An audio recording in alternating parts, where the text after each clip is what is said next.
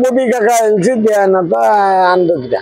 ও আচ্ছা আচ্ছা, এলসি দিচ্ছে। সুপ্রিয় দর্শক, আমরা রয়েছি সাদেক খান কৃষি মার্কেটে। কৃষি মার্কেটের আজকে পেঁয়াজ, রসুন ও আদার আপডেট সম্পর্কে আপনাদের ঘুরিয়ে দেখাবো।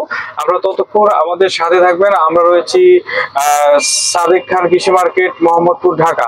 এখানে দেখতে পাচ্ছেন বর্তমান যে পেঁয়াজের দাম, আলুর দাম, সব সম্পর্কে এই সব নিত্য প্রয়োজনীয় দ্রব্যের দাম শুনতে আমাদের সাথে থাকবেন। আমাদের চ্যানেলটিকে অবশ্যই যারা যারা সাবস্ক্রাইব করেনি অবশ্যই সাবস্ক্রাইব করে আমাদের সাথেই থাকবেন।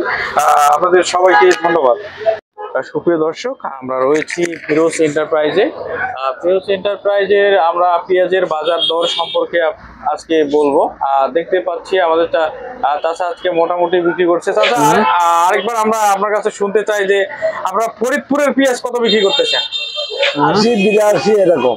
80-82 টাকা। আলু কত বিক্রি করতেছেন? লাল আলু 48 থেকে 50। 48 থেকে 50। কোয়ালিটি অনুযায়ী আপনার দাম কম বেশি, তাই না? আর সাদা আলুটা কত?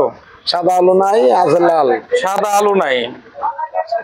এই যে পাশে একটা আলু দেখতেছি, এটা লালটাই না? এটা লাল লাল, এটা কোথাকার আলু? রংপুরের আলু, টপ আলু দেখতে পাচ্ছি। এটা অনেক সুন্দর আলু একটা। আপনার টোটালি আপনাদের পেঁয়াজের দাম সবচেয়ে টপ পেঁয়াজ কোনটা আজকে আপনাদের কাছে? কোনটা সবচেয়ে ভালো পেঁয়াজ আছে যেটা দাম বেশি? যে কোনোটাই ভালো আছে, সবগুলাই ভালো। ফরিদপুরটাই টপ না? আজকে আপনাদের ফরিদপুর মাগুরা এলসি পেঁয়াজ আনেন না? না, এলসির দামও তো মোদি কাকা এলসি দেয় না তা আনবে কিনা। ও আচ্ছা আচ্ছা, এলসি দিচ্ছেন না মোদি কাকা? না, অন্যান্য জায়গায় তো আপনার এলসি আছে, এলসির তো দামও বেশি।